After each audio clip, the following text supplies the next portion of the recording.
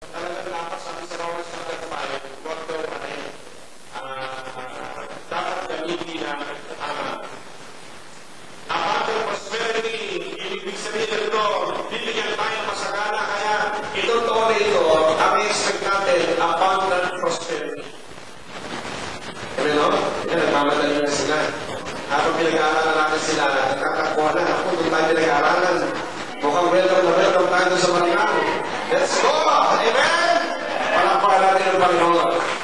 Kaya ba, ang pinag-usapan na, problema na naman, wala na namang pera, kaya yung espiritu na yun doon ang pupunta. Kasi welcome pala sila doon.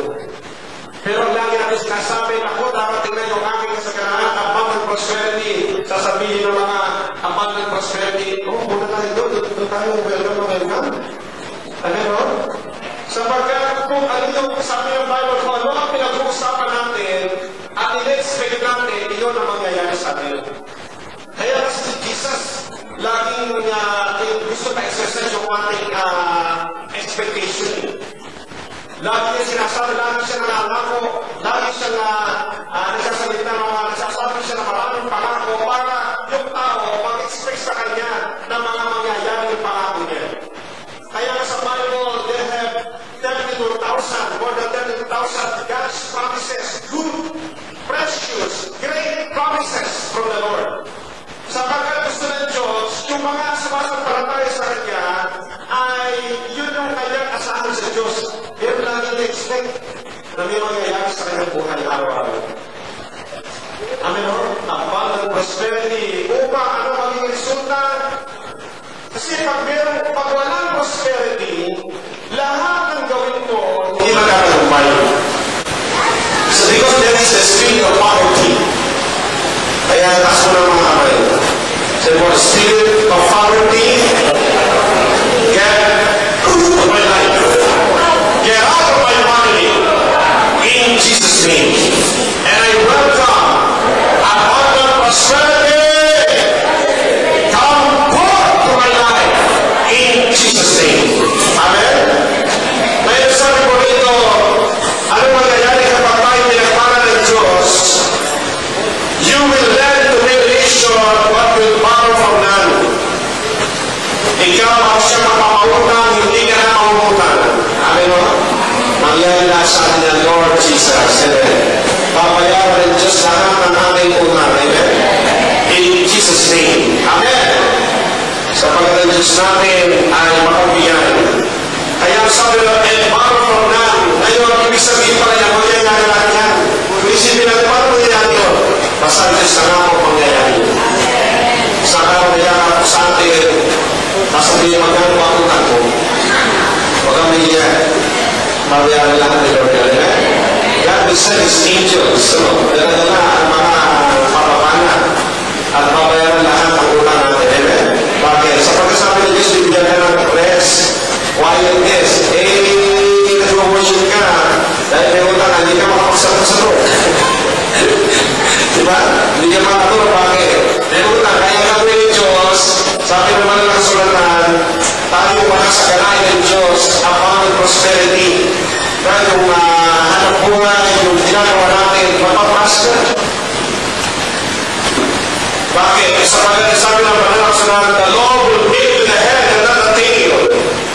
If you pay attention, sasabihin ng Diyos, gagawin ka mga ulo at hindi buto.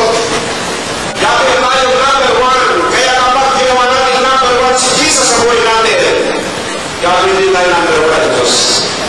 Pero kapag ginuli natin ng Diyos, huwag ka tayo mag-expect na gagawin tayo na mahuli din tayo. Sapagkat huwag natin natin, alin natin yan. Kaya kapag ang Diyos ginuli natin, sinasaka natin, ginagawa natin number one, pinamahal natin, higit sa lahat ng pangis sa mundo nito, ang Diyos namin din sa atin. Amen o? If you will pay attention to all my commands, the commands of the Lord your God, I'll give you this day and carefully follow them. You will be always at the top and never at the bottom. If you will obey God sa kauna ito, ang dapat gagawin lang natin talaga, ang dahil pangalan ng Diyos ng abundance. Pero kailangan hanapin naman natin how it will come to pass. Ang nakalagay sa Bible, if you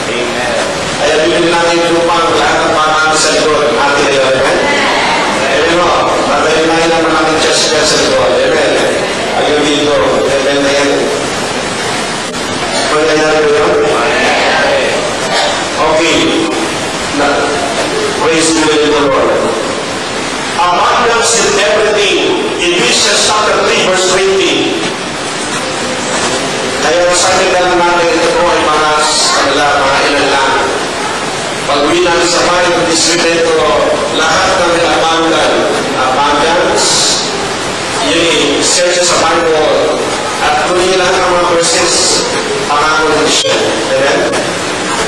In Ephesians chapter 3 verse 20, abundance in everything. Gusto ng Diyos, lahat ng bagay sa buhay natin, sobra-sobra tayo. Sobra sa bigas, amen? Sobra sa matamis, pero amen? Sobrang lahat ng mga gamit sa bahay. Kaya, bakit ba gusto ng Diyos sobra? Para tayo ay talagang maging generous din mapagbigay. Hindi, pag sobrang bigas natin, hindi ba nagbibigay tayo ng bigas? Pag sobrang ulang, bigyan din kami bahay natin. Dahil ulang, kung isipin niya kami bahay natin, sa atin ang ulang yan. Pero kapag sobra-sobra, di ba? Naranasan natin ulang panahon yan, di ba? Pag sobra-sobra, bigyan mo nga ng kalahanin sa loob yung kami bahay. Bigyan ng pagkain yung ating kapitbahay.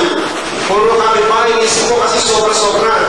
Hindi mo maisip mo kapitbahay. Akin sa atin yan. Tayo kayo kapitbahay. Kaya gusto ng Diyos talaga, abundance, masagana para mas maraming mapapasalamat sa Diyos. Kapag tayo nagbibigay, sumusobra sa atin, pinanibigay natin, maraming nagpapasalamat sa Diyos. Amen? Ephesians 3:20, ano sabi nito?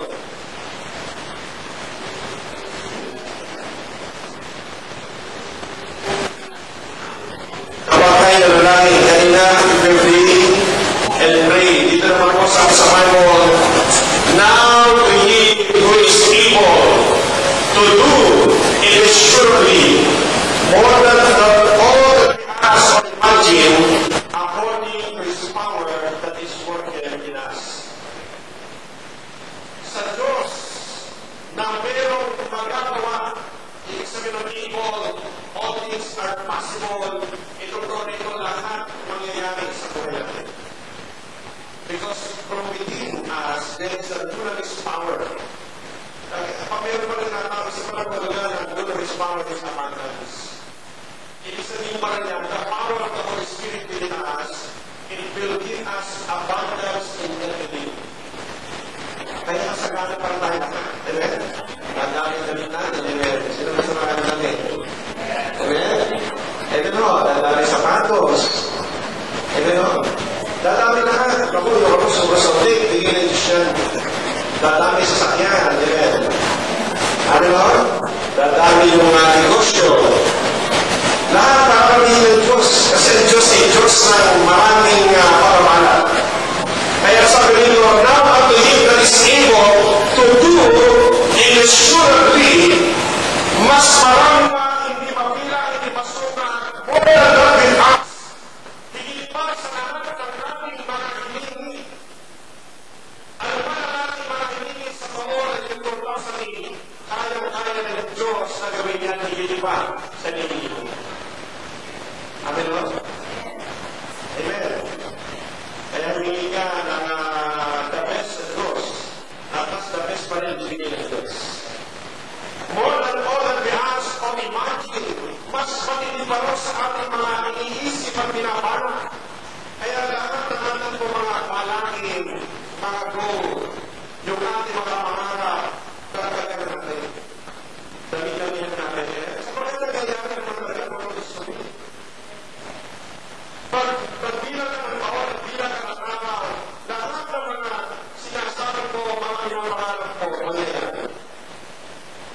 Tingnan po, ano po ang tao ngayon? Yan yung pinangarap natin kung wala pa ako.